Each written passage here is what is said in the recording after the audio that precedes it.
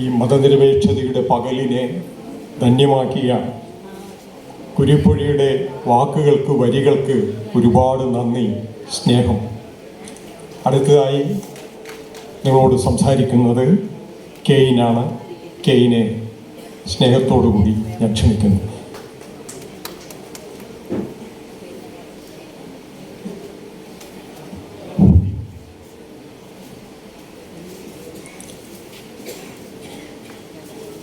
പ്രിയപ്പെട്ടവരെ, വളരെ പ്രബുദ്ധമായിട്ടുള്ളൊരു സാംസ്കാരിക കൂട്ടായ്മയിൽ ഒരിടതുപക്ഷ സാംസ്കാരിക പ്രവർത്തകൻ എന്ന നിലയിൽ വളരെ അഭിമാനത്തോടെയാണ്, ആഹ്ലാദത്തോടെയാണ് ഞാനും പങ്കെടുക്കുന്നത്. അത്തരമൊരു ആമുഖം സത്യത്തിൽ ആവശ്യമാണോ എന്ന് ഞാൻ എന്നോട് തന്നെ ചോദിച്ചു. എനിക്ക് തോന്നുന്നത് ആവർത്തനമാകുമെങ്കിൽ അത് അനിവാര്യമാണ് എന്നാണ്. ആവർത്തനത്തെക്കുറിച്ച് ആലോചിച്ചപ്പോഴും ബോധ്യമായൊരു കാര്യം, വലതുപക്ഷ ആശയങ്ങളുടെ അവതരണം അത് ഒന്നിനു പിറകെ മറ്റൊന്നായി നമ്മെ അഭിമുഖീകരിക്കുമ്പോൾ അത് ആവർത്തനമാണ്. ആവർത്തനം എന്ന് പറഞ്ഞാൽ പോരാ, അത് ആവർത്തന വിരസമാണ്. എന്നാൽ ഇടതുപക്ഷ ആശയങ്ങൾ മറ്റൊരു വിധത്തിൽ പറഞ്ഞാൽ നിലനിൽക്കുന്ന സാമൂഹ്യ വ്യവസ്ഥയുടെ അകത്ത് അന്ത്യവിശ്രമം കൊള്ളാൻ തീരുമാനിച്ചിട്ടില്ലാത്ത പുതിയ ലോകത്തെ അഭിവാദ്യം ചെയ്യാൻ നിവർന്നു നിൽക്കുന്ന ആശയങ്ങൾ. അതെത്ര തവണ പറഞ്ഞാലും അത് ആവർത്തന വിരസമല്ല, ആവർത്തന വീര്യതയുടെ ആഘോഷമാണ്. ആ അർത്ഥത്തിൽ മലയാളത്തിൽ, ഇന്ത്യയിലുടനീളം, ലോകത്തിലുടനീളം എന്നും എപ്പോഴും ആവർത്തിക്കപ്പെടേണ്ട, ആവർത്തന വീര്യം കൊണ്ട് നമ്മുടെ ജീവിതത്തെ വിസ്മയപ്പെടുത്തേണ്ട അപൂർവം വാക്കുകളിൽ ഒന്നാണ് മലയാളത്തിൽ മതനിരപേക്ഷത, ഇംഗ്ലീഷിൽ സെക്കുലാറിസം എന്ന് നാം പറയുന്ന ഈ മഹത്തായ മൂല്യവ്യവസ്ഥ. ഈ മൂല്യവ്യവസ്ഥയെക്കുറിച്ച് ആലോചിക്കുമ്പോൾ പല വിധത്തിൽ അതേക്കുറിച്ചുള്ള ആലോചനകൾ ഉണ്ടായിട്ടുണ്ട്. അത് ഓരോന്നും അതിൻ്റേതായ സവിശേഷ സന്ദർഭത്തിൽ പ്രസക്തമാണ്. പക്ഷേ തത്വചിന്താപരമായി ആലോചിക്കുമ്പോൾ നമുക്കറിയാം, അത് തന്മാത്ര തലത്തിലുള്ള മോളിക്കുലാർ ലെവൽ ജനായത്വത്തിൻ്റെ ആവിഷ്കാരമാണ്. ഞാൻ ആവർത്തിക്കുന്നു, തന്മാത്ര തലത്തിലുള്ള. സാധാരണഗതിയിൽ നമ്മൾ കരുതുന്നത് പോലെ ഭരണകൂടത്തിന് മതമുണ്ടാകരുത്, മതം ഭരണകൂടത്തിൽ ഇടപെടരുത്, വ്യക്തികൾക്ക് മതകാര്യത്തിൽ പൂർണ്ണമായ സ്വാതന്ത്ര്യം ഉണ്ടാവണം തുടങ്ങിയ ആശയങ്ങൾ അതിൻ്റെ ഭരണപരമായ സൗകര്യത്തെ അടിസ്ഥാനപ്പെടുത്തിയുള്ള അപഗ്രഥനം മാത്രമാണ്. എന്നാൽ ജീവിതത്തിൻ്റെ തന്മാത്ര തലം ഒരുപക്ഷെ ജീവിച്ചിരിക്കെ പൂർണ്ണമായും നമുക്ക് മനസ്സിലാക്കാനാവാത്ത ഒന്നാണത്. എങ്കിലും ജീവിതത്തിൻ്റെ വ്യത്യസ്ത തട്ടിൽ നമുക്കത് തിരിച്ചറിയാൻ പറ്റും. അതുകൊണ്ട് ഞാൻ അമർത്തി പറയാൻ ശ്രമിക്കുന്ന ഒന്നാമത്തെ കാര്യം, തന്മാത്ര തലത്തിലുള്ള ജനായത്വം എന്നാൽ എന്താണ്, സൂക്ഷ്മതലത്തിലുള്ള ജനായത്വം എന്നാൽ എന്താണ്, അതാണ് മതനിരപേക്ഷതയെങ്കിൽ, അതാണ് മതനിരപേക്ഷ മൂല്യമെങ്കിൽ അത് നേരിടുന്ന ഒരു വലിയ പ്രതിസന്ധിയുണ്ട്. ഉദ്ഘാടന പ്രസംഗത്തിൽ മലയാളത്തിൻ്റെ പ്രിയപ്പെട്ട കവി കൂരിപ്പുഴ, അതിനു മുമ്പ് അധ്യക്ഷ പ്രസംഗത്തിൽ പ്രിയപ്പെട്ട ഇക്ബാൽ, ഞാനൊരു 2 മിനിറ്റോ 3 മിനിറ്റോ ഈ ഹാളിലേക്ക് കടക്കാൻ വൈകിയതുകൊണ്ടാണ് വളരെ പ്രസക്തമായ തരത്തിൽ സാധാരണ നിർവഹിക്കുന്ന ഔപചാരികമായ സ്വാഗത പ്രസംഗത്തിൽ നിന്ന് വ്യത്യസ്തമായി കാര്യമാത്ര പ്രസക്തമായ ഒരു സ്വാഗത പ്രസംഗം. ഇത് 3 കഴിഞ്ഞതിന് ശേഷമാണ് ഈ പറഞ്ഞ കാര്യങ്ങൾ ആവർത്തിച്ചാൽ അധികമല്ല, അത് ആവർത്തന വീര്യമാണ് എങ്കിൽ പോലും അതിൽ നിന്ന് വ്യത്യസ്തമായി ഞാനിവിടെ ചൂണ്ടിക്കാണിച്ച തന്മാത്ര തലത്തിലുള്ള നമ്മുടെ ജീവിതത്തെ നിർണയിക്കുന്ന അധികാര ശക്തിയുടെ ഒരു അപഗ്രഥനമാണ്. വളരെ സംക്ഷിപ്തമായി ഇവിടെ നമുക്കറിയാം, വളരെ പ്രധാനപ്പെട്ട ഒരു പുസ്തകം, ഇ ഡി ഡേവിസിൻ്റെ ബഹുസ്വരതയെക്കുറിച്ചുള്ള ഒരു പുസ്തകം മലയാളത്തിൻ്റെ അഭിമാനമായ വി.ടി. വാസുദേവൻ പ്രകാശനം ചെയ്യാൻ പോവുകയാണ്. നിരവധിയായ ഈ വേദിയിൽ തന്നെ മലയാളത്തിൻ്റെ അഭിമാനമായ നിലമ്പൂർ ആയിഷ ഉൾപ്പെടെ ഇരിക്കുന്നുണ്ട്. ഇതൊക്കെ എന്നെ സംഘർഷപ്പെടുത്തുന്നുണ്ട്. പക്ഷേ സമയം വളരെ ചുരുക്കി, ഏത് സമയവും ഒരു ചെറിയ തട്ടിയാൽ നിർത്താവുന്ന പാകത്തിൽ ചില കാര്യങ്ങൾ. അതിൽ പ്രധാനമായി ഞാൻ ഉൾക്കൊള്ളാൻ ശ്രമിക്കുന്നത് ഈ തന്മാത്ര തലത്തിൽ നമ്മുടെ ജീവിതത്തെ ആകെ ഈ കാലത്ത് പിടിച്ചു നിർത്തുന്നത്, നമ്മുടെ കാഴ്ചപ്പാടുകളെ തീരുമാനിക്കുന്നത് ആരാണ്, എങ്ങനെയാണ്. സാർവദേശീയ തലത്തിൽ സംസാരിക്കുമ്പോൾ 2 പ്രഭാഷണങ്ങളിലും ഇവിടെ സംക്ഷിപ്തമായി കടന്നു വന്ന യുദ്ധം എന്ന വാക്കിനേക്കാൾ നമ്മൾ അതാണ് സ്ഥിരമായി ഉപയോഗിക്കുന്നത്. അത് ദൃഢപ്പെട്ടു പോയൊരു വാക്കാണ്. അത് കേവലമായ ഇച്ഛ കൊണ്ട് നമുക്ക് എടുത്തു മാറ്റാനാവില്ല. എങ്കിൽ തന്നെയും അധിനിവേശം എന്ന വാക്കായിരിക്കും കൂടുതൽ കൃത്യം എന്ന് ഞാൻ വിചാരിക്കുന്നു. കാരണം നയതന്ത്രപരമായ ചർച്ചകൾ നടന്നുകൊണ്ടിരിക്കുന്നതിൻ്റെ ഇടയിൽ ഇറാനിലെ പരമോന്നത ഭരണാധികാരിയെ കൊല്ലുന്നത്, അതുപോലെ തന്നെ വെനിസ്വലയിലെ ഭരണാധികാരിയെ കയ്യും കാലും കെട്ടി കൊണ്ടുപോകുന്നത്, ഇന്ത്യക്ക് റഷ്യയിൽ നിന്ന് എണ്ണ വാങ്ങാൻ അനുമതി തരുന്നത്, ഇറാൻ കഴിഞ്ഞാൽ അടുത്തത് ക്യൂബയാണ് എന്ന് പ്രഖ്യാപിക്കുന്നത്, ഇതിലൊക്കെ അടങ്ങിയിട്ടുള്ള ഒരു അധിനിവേശ ഭീകരത. ആ അധിനിവേശ ഭീകരതയുടെ ന്യൂക്ലിയസ് എന്ന് പറയുന്ന ഒരു സാമ്പത്തിക ഭീകരത, മൂലധന ഭീകരത. ആ മൂലധന ഭീകരതയിൽ നിന്ന് തുടങ്ങി അവസാനിപ്പിക്കാം. കാരണം സെക്കുലറിസം എന്ന് നമ്മൾ പറയുന്നത് മതം, മതരഹിതം, അതുപോലെ തന്നെ യാഥാസ്ഥിതിക വിരുദ്ധ പുരോഗമനം എന്നതിലേക്ക് മാത്രമായി അതാണ്.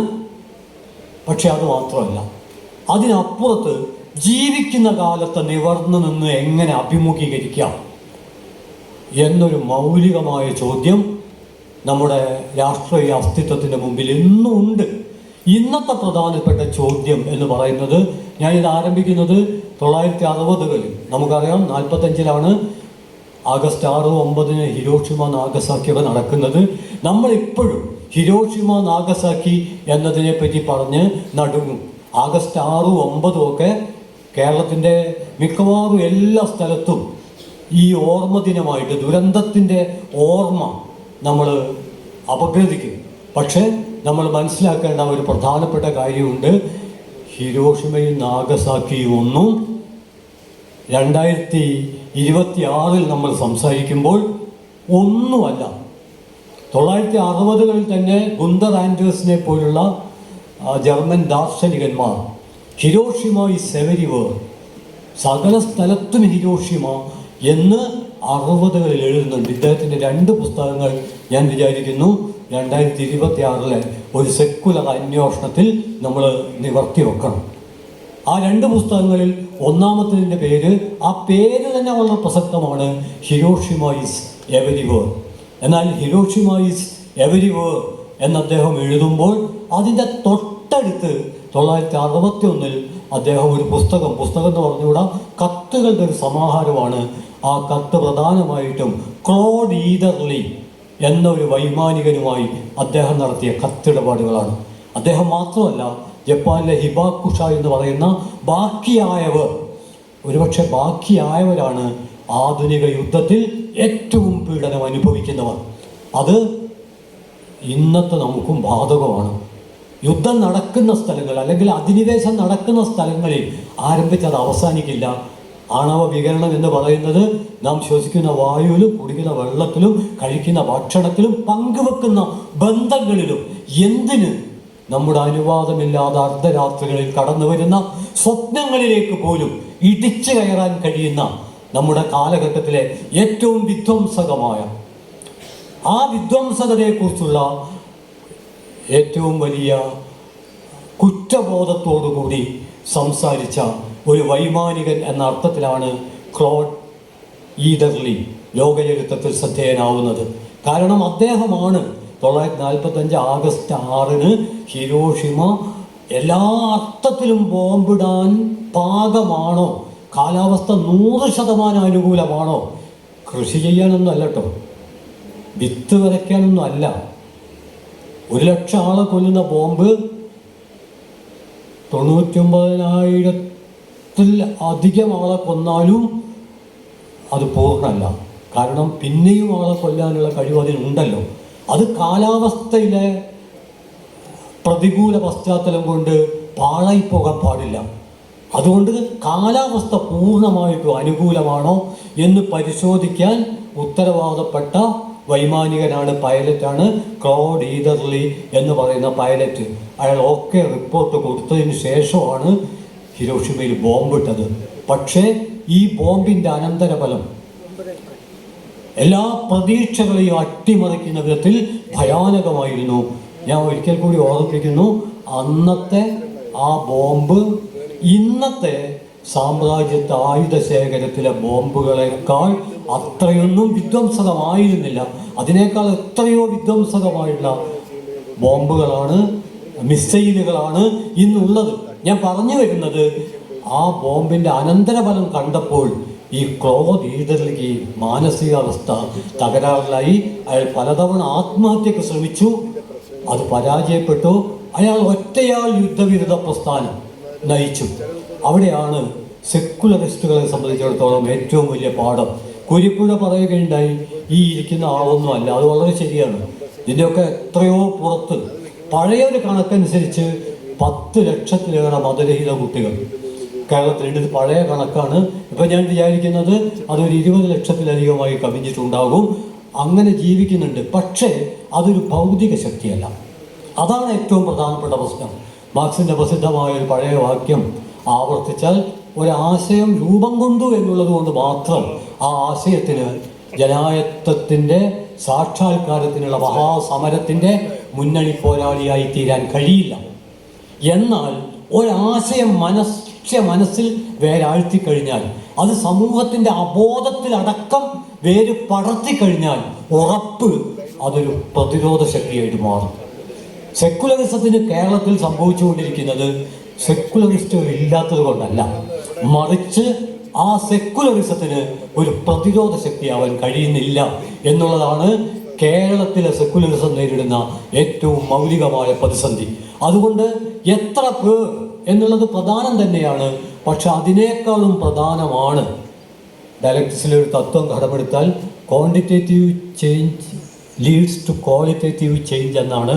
പക്ഷേ ഇന്നത്തെ കാലത്ത് നമുക്ക് ഉറപ്പിച്ചു പറയാൻ കഴിയുന്ന മറ്റൊരു നിയമമുണ്ട്. അളവുപരമായി വലിയ മാറ്റമില്ലെങ്കിലും ഗുണപരമായ മാറ്റത്തിന് നമ്മുടെ ജീവിതത്തിൽ അത്ഭുതങ്ങൾ സൃഷ്ടിക്കാൻ കഴിയും. മറ്റൊരു വിധത്തിൽ പറഞ്ഞാൽ, മതനിരപേക്ഷത എന്നുള്ളത് നമ്മളുടെ രക്തത്തിൻ്റെ രക്തമായി തീർന്നാൽ, മജ്ജയുടെ മജ്ജയായാൽ, അസ്ഥിയുടെ അസ്ഥിയായാൽ, നമ്മൾ ചവിട്ടി നിൽക്കുന്ന മണ്ണും നമ്മുടെ തലക്കു മുകളിൽ ആകാശവുമായാൽ, നമ്മുടെ ജീവിതത്തിൻ്റെ അന്തരീക്ഷമായാൽ ഉറപ്പ് ഇന്നുള്ള സെക്കുലറിസം കൊണ്ട് തന്നെ കേരളത്തിൻ്റെ സാംസ്കാരിക ഭൂപടത്തിൽ അത്ഭുതങ്ങൾ സൃഷ്ടിക്കാൻ പറ്റും. പക്ഷെ നിർഭാഗ്യവശം വിതിൻ കോട്ട് നമുക്ക് മനസ്സിലാക്കാൻ പറ്റും, ഈ സംസാരിക്കുന്ന ഞാൻ ഉൾപ്പെടെയുള്ള മനുഷ്യർ നമ്മുടെ മതനിരപേക്ഷതയുടെ ഊർജത്തെ കെട്ടഴിച്ചു വിടുന്നതിൽ ദയനീയമായി തോറ്റുകൊണ്ടിരിക്കുകയാണ്. നമുക്ക് പ്രതിഷേധമുണ്ട്, കൊള്ളരുതായ്മകൾക്കെതിരെ നമ്മൾ പ്രതികരിക്കുന്നുണ്ട്, അതൊക്കെ ശരിയാണ്.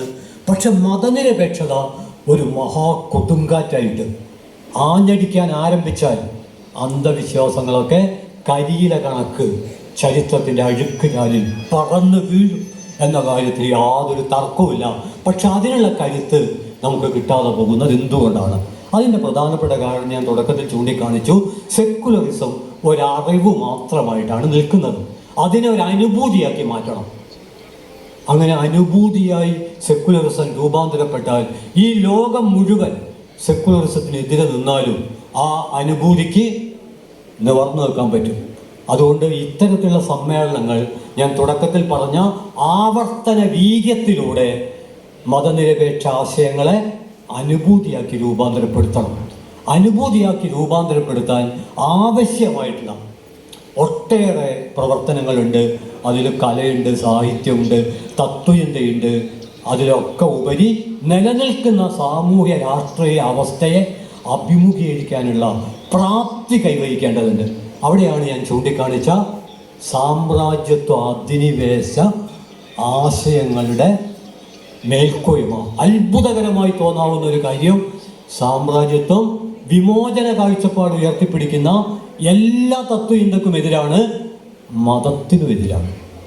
വിമോചന ജീവശാസ്ത്രത്തെ ഒരുപക്ഷെ ഫാസിസത്തെക്കുറിച്ചൊക്കെ പറയുമ്പോൾ, സാമ്രാജ്യത്വത്തെക്കുറിച്ചൊക്കെ പറയുമ്പോൾ ഓർമ്മിക്കേണ്ട മതനേതാക്കന്മാരിൽ നിരവധി പേരുണ്ട്. അതിലൊരാളുടെ പേര് മാത്രം ഞാൻ ചൂണ്ടിക്കാണിക്കാം, ഡയട്രിക് ബോൺഹാഫർ. ഡയട്രിക് ബോൺഹാഫർ അമേരിക്കയിൽ സ്വസ്ഥമായി ജീവിക്കുകയായി. പക്ഷേ അദ്ദേഹം മതപാഠശാലകളിലെ തത്വങ്ങളൊക്കെ ഉരുവിട്ടുകൊണ്ട് സ്വസ്ഥമായി ജീവിക്കുകയായിരുന്നു. ആ സമയത്താണ് ജർമ്മനിയിൽ എല്ലാ ജനായത്ത മൂല്യങ്ങളെയും മതനിരപേക്ഷ മൂല്യങ്ങളെയും അട്ടിമറിച്ചുകൊണ്ട് ഹിറ്റ്ലറുടെ ഭീകരത, അതിൻ്റെ കൊടി പരമാവധി ഉയരത്തിൽ പറത്തുന്നത്. അപ്പോഴാണ് ഡയട്രിക് ബോൺഹാഫർ അമേരിക്കയിലെ സൗകര്യപൂർണമായ സമൃദ്ധമായ ജീവിതമൊക്കെ മാറ്റി ഹിറ്റ്ലറെ വധിക്കാൻ. നമ്മൾ മനസ്സിലാക്കേണ്ടത് അത്യുന്നതമായ ഒരു മതമേധാവി. അദ്ദേഹത്തിൻ്റെ കാഴ്ചപ്പാടാണെങ്കിൽ അഗാപ്പെ എന്ന് പറയുന്നത് കൃപയുടെ, സ്നേഹത്തിൻ്റെ നിരുപാധികമായ ആവിഷ്കാരമാണ്. അതിനപ്പുറത്ത് കൃപക്ക് ദൈവശാസ്ത്രത്തിൽ ഒരു വിശദീകരണം നൽകുക പ്രയാസമാണ്. അതാണ് അഗാപ്പെ. അത്തരമൊരു കാഴ്ചപ്പാട് പുലർത്തുന്ന ഒരു വലിയ ദൈവശാസ്ത്രജ്ഞൻ അദ്ദേഹം ഹിറ്റ്ലർക്കെതിരെയുള്ള പോരാട്ടത്തിൽ, ഒരുപക്ഷെ ഹിറ്റ്ലർ ഉപയോഗിച്ച വാക്ക് തിരിച്ചിട്ടാൽ ഫൈനൽ സൊല്യൂഷൻ, ആ ഫൈനൽ സൊല്യൂഷന് ഹിറ്റ്ലറെ തന്നെ ഇല്ലായ്മ ചെയ്യാനുള്ള ഒരു സംഘത്തിൽ ഉൾപ്പെട്ടു എന്ന് ആരോപിച്ചുകൊണ്ട്, അത് ആരോപണമാവണമെന്നില്ല, അദ്ദേഹത്തെ അറസ്റ്റ് ചെയ്യുകയും അദ്ദേഹത്തെ 1945 ഏപ്രിൽ 9 കൊല്ലുകയുമാണ് ചെയ്യുന്നത്. മാത്രമല്ല സാമ്രാജ്യത്വവും ഫാസിസവുമെല്ലാം ഒരു കാര്യത്തിൽ യോജിക്കുന്നുണ്ട്, അത് സെക്കുലറിസം എവിടെ നിന്ന് വന്നാലും സാമ്രാജ്യത്വ ഫാസിസ്റ്റ് വിരുദ്ധ ചെറുത്തുനിൽപ്പ് ഏതൊക്കെ വഴികളിലൂടെ വന്നാലും ആ വഴികളൊക്കെ അടക്കണം. അതിൽ മതമില്ലായ്മ എന്നുള്ള വ്യത്യാസമൊന്നും അവർ പുലർത്തിയിട്ടില്ല. അവിടെയാണ് ക്ലോഡ് ഈദർലി നടത്തിയിട്ടുള്ള ഒറ്റയാൻ ഇടപെടൽ നമ്മൾ ഓർമ്മിക്കേണ്ടത്. പക്ഷേ ഒറ്റയാൻ ഇടപെടൽ നടത്തിയ ക്ലോഡ് ഈദർലിയെ ഭ്രാന്താശുപത്രിയിലേക്ക് അയക്കുകയാണ് ചെയ്തത്. സത്യത്തിൽ ആർക്കാണ് ഭ്രാന്ത് എന്ന് റസൽ ചോദിക്കുന്നുണ്ട്. ഒരുപക്ഷെ യുക്തിചിന്തയുടെ ലോകത്തിൽ വ്യാപരിക്കുന്നവർ അനിവാര്യമായും പരിചയപ്പെട്ടിട്ടുണ്ടാകാനിടയുള്ള ലോകത്തിലെ ഒരു മാസ്റ്റർ ജീനിയസാണ് ബർട്രൻഡ് റസൽ. അദ്ദേഹം നിരവധി പുസ്തകങ്ങൾ എഴുതിയിട്ടുണ്ട്. ദൈവാസ്തിത്വത്തെ ചോദ്യം ചെയ്തും അദ്ദേഹം പുസ്തകം എഴുതിയിട്ടുണ്ട്.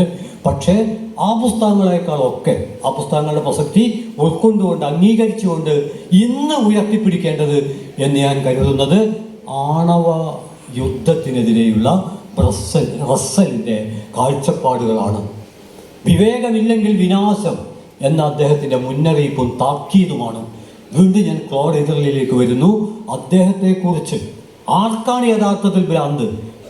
ഹാരിയസ് ട്രൂമാൻ എന്ന അമേരിക്കയിലെ അന്നത്തെ പ്രസിഡന്റ് ഭ്രാന്തനാണ് എന്ന് മുദ്രകുത്തി ഭ്രാന്താശുപത്രിയിൽ അടച്ച ക്ലോഡ് ഈദർലിക്കാണോ ഭ്രാന്ത്, അതോ അമേരിക്കൻ പ്രസിഡന്റിനാണോ ഭ്രാന്ത് എന്ന ഏറ്റവും പ്രസക്തമായ ചോദ്യം. ഈ ചോദ്യത്തെ സമകാലീന അവസ്ഥയിലേക്ക് നമ്മൾ വിവർത്തനം ചെയ്യുമ്പോൾ നമ്മുടെ നാട്ടിൽ ഒരു സാമാന്യ ബോധമുണ്ട്. റൊണാൾഡ് ട്രംപിന് ഭ്രാന്താണ്, അയാൾക്കൊരു ഭ്രാന്തുമില്ല. നമ്മുടെ വിശകലനത്തിനാണ് പ്രശ്നം. അത് സൂചിപ്പിക്കാനാണ് ഞാൻ ശ്രമിക്കുന്നത്. ക്ലോഡ് ഈദർലി ഈ വലിയ സമരം നടത്തി അദ്ദേഹവും ഗുന്തർ ആൻഡേഴ്സും തമ്മിൽ നടത്തിയ കത്തിടപാടുകളുണ്ട്. അതാണ് burning consciousness in correspondence with Claude Eatherly എന്ന പുസ്തകമായി പിന്നീട് വരുന്നത്. ആ കത്തിടപാടുകളിൽ ഗുന്തർ ആൻഡേഴ്സാണ് ഇദ്ദേഹത്തെ ആശ്ലേഷിക്കുന്നത്, ചേർത്ത് പിടിക്കുന്നത്. നിങ്ങളാണ് ശരി. എന്തുകൊണ്ടെന്നാൽ അയാളിൽ കുറ്റബോധമുണ്ട്. കുറ്റബോധം, ഗിൽറ്റ് എന്ന് പറയുന്നത് സ്റ്റിൽ ഫങ്ഷനിങ് കോൺഷ്യസ്നെസ് എന്ന് നിർവചിക്കപ്പെട്ടിട്ടുണ്ട്. അതായത് ബോധം ഉണ്ടെങ്കിലേ കുറ്റബോധം ഉണ്ടാവുള്ളൂ. എന്നാൽ ഒരു ജനതയുടെ ബോധത്തെ തന്നെ മരവിപ്പിക്കാൻ കഴിഞ്ഞാൽ, അതാണ് ഇപ്പം നടന്നുകൊണ്ടിരിക്കുന്നത്. അതുകൊണ്ടാണ് ഞാൻ ഇത്രയും പറയേണ്ടി വരുന്നത്. കാരണം ഞാൻ എൻ്റെ തന്നെ ജീവിതത്തിൻ്റെ അസ്ഥിയിൽ തൊട്ടിട്ടാണ് സംസാരിക്കുന്നത്. ഞാൻ 8ാം ക്ലാസ്സിൽ പഠിക്കുമ്പോൾ പന്തീരങ്കാവ് ഹൈസ്കൂളിൽ ഞാൻ 8th F പഠിക്കുമ്പോൾ ചോയ്ക്കുട്ടി മാസ്റ്റർ എന്ന രാഷ്ട്രീയ പ്രബുദ്ധതയുള്ളൊരു അധ്യാപകൻ, അന്ന് ഞാൻ ഇപ്പോഴും ഓർക്കുന്നു, ക്ലാസ്സിൽ ഒരു കറുത്ത കൊടി കുപ്പായത്തിൻ്റെ കീശയിൽ കുത്തിയിട്ടായിരുന്നു ചെന്നിരുന്നത്. അദ്ദേഹം എന്നെ എഴുന്നേറ്റ് നിർത്തി. 8th F എന്ന ക്ലാസ്സിൽ അന്ന് ഒരൊറ്റ വിദ്യാർത്ഥി മാത്രമേ കറുത്ത പതാക നെഞ്ചിൽ കുത്തിയിരുന്നുള്ളൂ, അത് ഞാനായിരുന്നു. അദ്ദേഹം എന്നെ എഴുന്നേറ്റ് നിർത്തി. ഒറ്റ ചോദ്യമാണ്, എൻ്റെ ആരാടാ മരിച്ചത്? ഞാൻ പറഞ്ഞു, എൻ്റെ ആരും മരിച്ചിട്ടില്ല, പിന്നെ എന്തിനാണ് ഈ കരിങ്കൊടി? ഞാൻ പറഞ്ഞു റിച്ചാർഡ് നിക്സൺ വരുന്നതിനാണ്. നിക്സൺ വരുന്നതിന് നിനക്കെന്താണ്? ഞാൻ പറഞ്ഞു സാമ്രാജ്യത്വമാണ്. അപ്പം മാഷ് ചോദിച്ചു എന്താണ് സാമ്രാജ്യത്വം? എനിക്കറിയില്ലായിരുന്നു.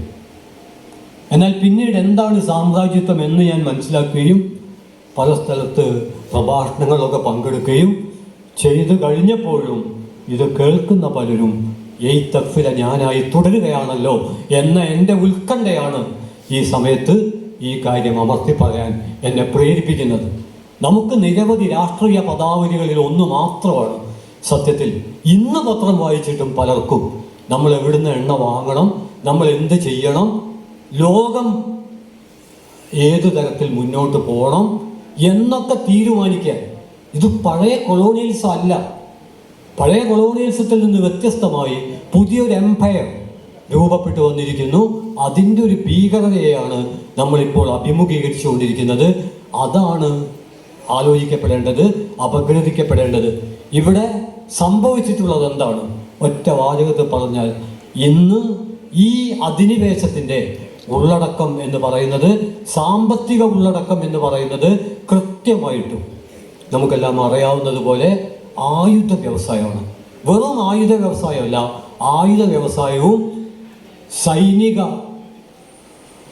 വ്യവസ്ഥയും ഒരു രാഷ്ട്രത്തിൻ്റെ രാഷ്ട്രീയവും ഉരുകിച്ചേർന്ന് രൂപപ്പെട്ട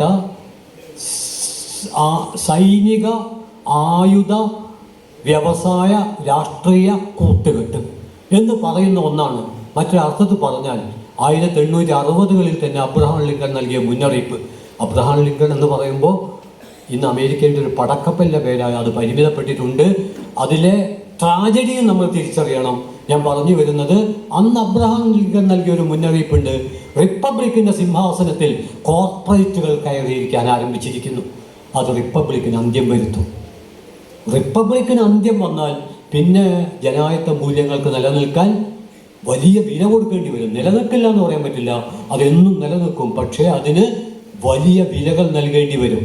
അമേരിക്ക ഇന്ന് ഡെമോക്രസി എന്ന അവസ്ഥയിൽ നിന്ന് ഒരു കോർപ്പറേറ്റോക്രസിയായി മാറുകയും ആയുധ കമ്പനികളുടെ നേതൃത്വം എന്ന് പറഞ്ഞാൽ അമേരിക്കൻ സമ്പദ് വ്യവസ്ഥ ആയുധ വ്യവസായത്തിലേക്ക് ഉത്ഗ്രഥിക്കപ്പെട്ട ഒരു സമ്പദ് വ്യവസ്ഥയാണ്.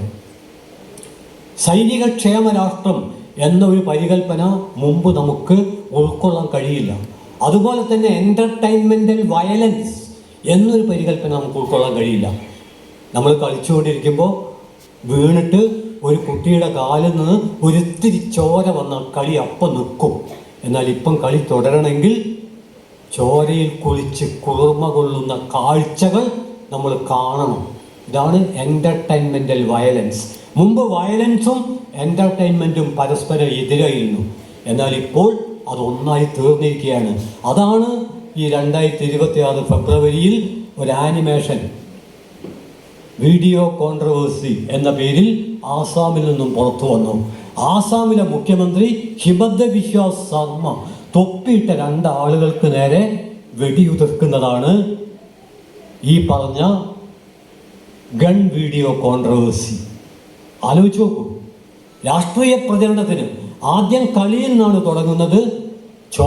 ചോരയിൽ കുളിച്ച് കുളിർമ കൊള്ളാത്ത ഒരു കളിയിൽ അഭിരമിക്കാൻ കഴിയാത്ത വിധം ഒരു തലമുറയെ പതുക്കെ രൂപപ്പെടുത്തിയെടുത്തു.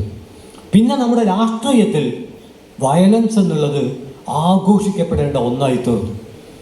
ഈ ഒരു പശ്ചാത്തലത്തിലാണ് ഞാൻ സൂചിപ്പിക്കുന്നത്, ഇതിന് വസ്തുനിഷ്ഠമായ ഒരു മൂലധന ഉള്ളടക്കമുണ്ട്. ആ മൂലധന ഉള്ളടക്കത്തെക്കുറിച്ച് തോമസ് എൽ ഫ്രീഡ്മാൻ എന്ന പത്രപ്രവർത്തകൻ മുമ്പ് പറഞ്ഞിട്ടുണ്ട്. ആ പറഞ്ഞ ഇതാണ്: മാക്ഡൊണാൾഡ് എന്ന് പറയുന്ന വിപണിയുടെ പ്രതീകം, അതിന് മാക്ഡൊണാൾഡ് ഡഗ്ലസ് ഇല്ലാതെ നിലനിൽപ്പില്ല. അതായത് അദൃശ്യമായ വിപണിക്ക് പിറകിൽ ഒരു മുഷ്ടിയുണ്ട്. വിപണിയെ നിലനിർത്തുന്നത് സൈനിക ശക്തിയാണ്. ഇത് പഴയ വിപണിയല്ല. പഴയ വിപണി വാങ്ങാനും വിൽക്കാനുള്ള ഒരു ഇടമായിരുന്നെങ്കിൽ പുതിയ വിപണി ലോകത്തിൻ്റെ രാഷ്ട്രീയ അജണ്ട തീരുമാനിക്കാനുള്ള ഭരണകൂടാധികാരത്തിൻ്റെ പുതിയ മസ്തിഷ്കമാണ്. അവിടെ വെച്ചാണ് തീരുമാനിക്കുന്നത്.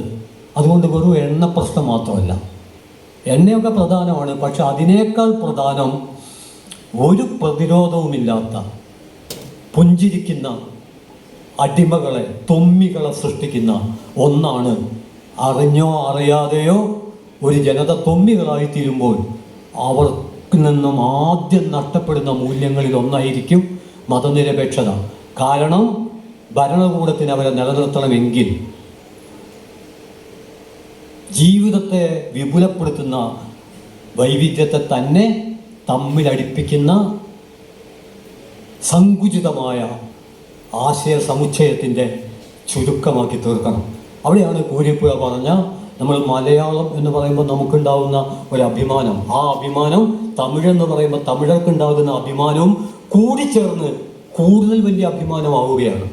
അതിന് പകരം മലയാള തനിമ സങ്കുചിതമായാൽ, തമിഴ് തനിമ സങ്കുചിതമായാൽ വലിയ അഭിമാനം രൂപം കൊള്ളുന്നതിന് പകരം അപമാനത്തിൻ്റെ അഴുക്കുചാലിൽ നമ്മൾ വീഴ്ത്തപ്പെടും.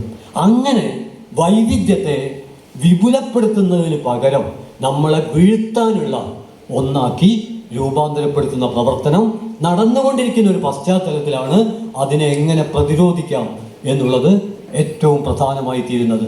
ഇത് ഞാൻ സൂചിപ്പിക്കുന്നത് നമ്മൾ മതത്തെക്കുറിച്ച് നേരത്തെ ജാക്വസ് ഡെറിഡ ദൈവയുഗത്തെക്കുറിച്ച് ജാക്വസ് ഡെറിഡയുടെ ഒരു നിരീക്ഷണമുണ്ട്. അദ്ദേഹം പറയുന്നത്